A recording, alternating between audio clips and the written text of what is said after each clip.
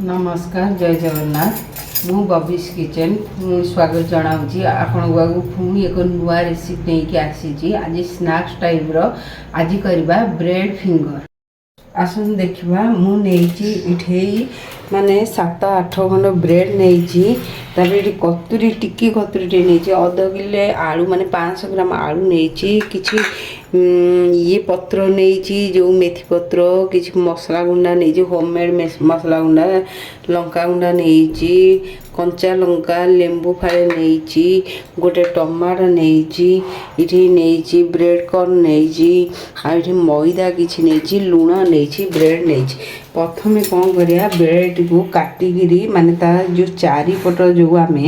छोट कतुरी साहाଯ୍ୟରେ किंबा छुरी साहाଯ୍ୟରେ आपण काटिदेवे देखो मुझे काटुची माने एमती काटिदेवे चारिपट काटी देकिरी रखीदेवे देखो एमती रखीदेवे तापरे आमे बर्तमान आमर कढ़ई गैस रे बसई आ कढ़ई ताती गलानी तापरे आमे जो ऑयल टा माने रिफाइन तेल टाकू आमे ऐड करवा रिफाइन तेल बर्तमान ताती आसुची देखंतु बर्तमान आमर तेल कढ़ई रे तातिलाणी तापरे आमे जीरा धनिया गुंड देखंतु मु पियाज रसुण दिया स्नैक्स करूनी कारण बिना पियाज रसुण स्नैक्स टा भल लागेनी बोली समस्ते कहते किंतु मु कहूची भल लगे बिना पियाज रसुण स्नैक्स खाई हबो आपण धर मन करी उपास बारे काहे न खाई परिबे देखंतु मु आज करूची सब साधा मसला रे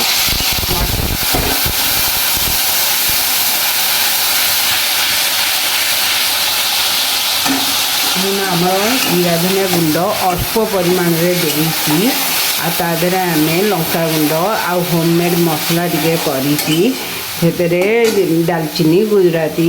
अलैच सबू प्रकार देकरी गोटे होममेड मसला कर दवा बास्ना चलतु मसला पकेबा देखो लंका गुंडा गोटे चामच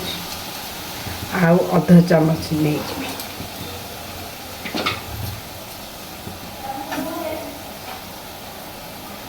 देखो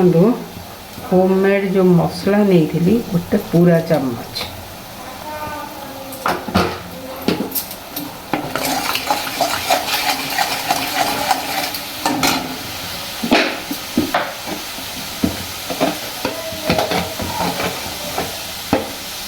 लूण देखो अधा चम्मच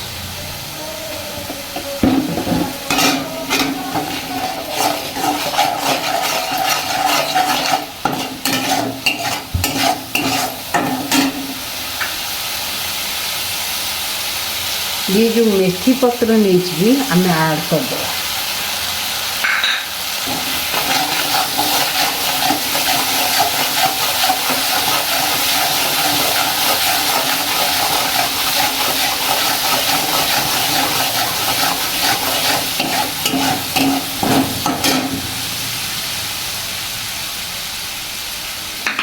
तापरे जो लंका नहीं थी किसी काटी देछि ताको ऐड कर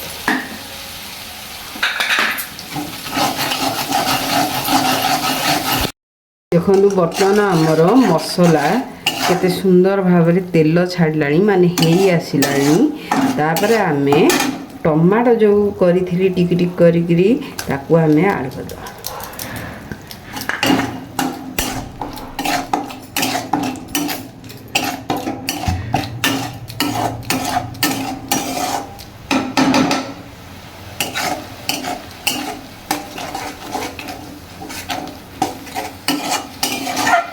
देखो बर्तमान आमर मसला केते सुंदर भाव में हो जाइए आ तार बास्ना भी आसूजी बर्तमान आम आलू को टिकी टिकी भाव में कर पकईदवा देखो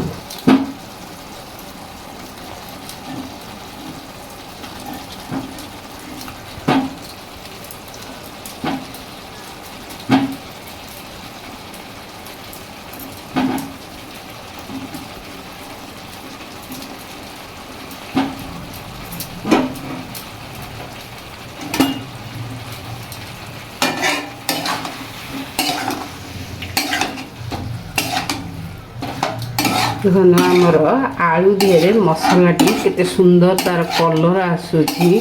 आ केते सुंदर बास्ना भी आसिलानी। आपण निजे घरे बनातु जानिबे। मु तो कहले आपण को विश्वास आसी पारे न पारे किंतु मते केते सुंदर भारे बास्ना आसिलानी। आपण निश्चिंत करिवे आ मते जणेइबे केमती लागिला। देखो बर्तमान आमर मसला हो जापर ता ऊपर आम लेंबू अल्प माने स्वाद पाई गोटे अति लेंबू पकईबेनी अल्प लेंबू पकईले पकईकी आपण घाटी देवे।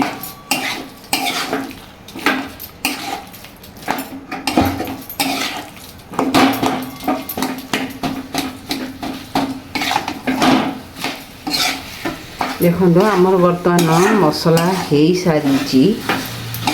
तापर आमे बैटर बनैबा आपको छाड़ीदबा शीतल हेले जाइए आमे मझे पूर दबा। आसतु आमे जो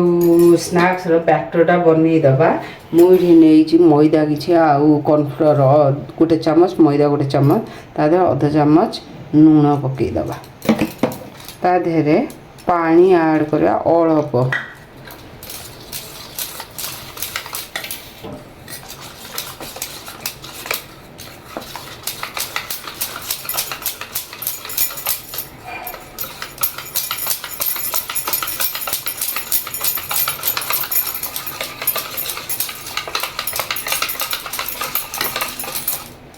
देखो आमर केते सुंदर बैटरटा बर्तमान मु गोले देइची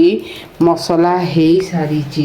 पाउरुटी की देखु मुझे को प्रकार काटिकी रखी चारिपट को तापर आम मसला देकी चलतु गैस रे तेल कड़े बसईकी छाणीबा। आम जो ब्रेड काटी चारिपट ता देहरे किछि पानी मारिदे माने एमती आम ब्रश तो नहीं आम एमती हल्का रे आम मारिबा ता देहरे आम बेलना पिढ़ी रे ताकू आम टिके बेली दबा ता देहरे जो आलू पूर मु करीची ता मझिरे आम दबा। देखंतु मु मझिरे आलू पूर देई देइची तापर टिके स्लाइड पानी मारी देवे तापरे देखो आपण एई भाबरे मोड़ी देवे मोड़ी देले तापरे आम जो मैदा कॉर्नफ्लोर गोलेकी ऐड करछे ता देहरे आम हल्का रे माने हल्का हल्का रे देबे बहुत देबेनी माने ए टाइप रो जेमती तापरे आम ये पाउरुटी गुंड जो ब्रेड कॉर्न आम रखीचे ता देहरे आम ए टाइप रो आम ऐड करिबा तापरे आम ताकू छाणीबा।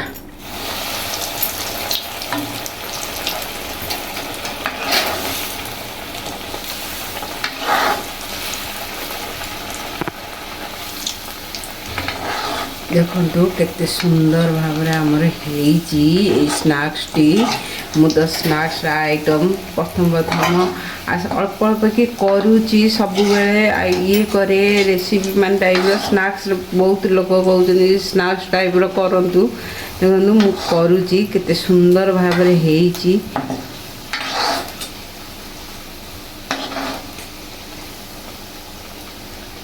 बर्तमान आमर हो जाइए ब्रेड कॉर्न देखंतु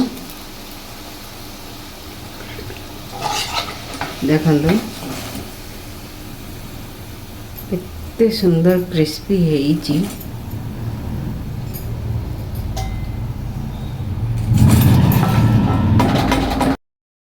देखंतु बर्तमान आमर ब्रेड फिंगर स्नैक्स हो सारी मु तो करी आपण देखंतु केते क्रिस्पी है केते सुंदर तार कलर है क्रिस्पी है केते ये आप निश्चित भाव घरे थरे बनातु आ खातु आ खुआतु आ देखिए केते टेस्ट लगुच मत निश्चित जनइबे। मु यही रेसिपी ये रोची प्लीज मत लाइक शेयर सब्सक्राइब करेंगे। मु आगू जीवी आहरी विभिन्न प्रकार रेसिपी नहीं कि आसबि आ रेसिपी ये रोची। नमस्कार जय जगन्नाथ।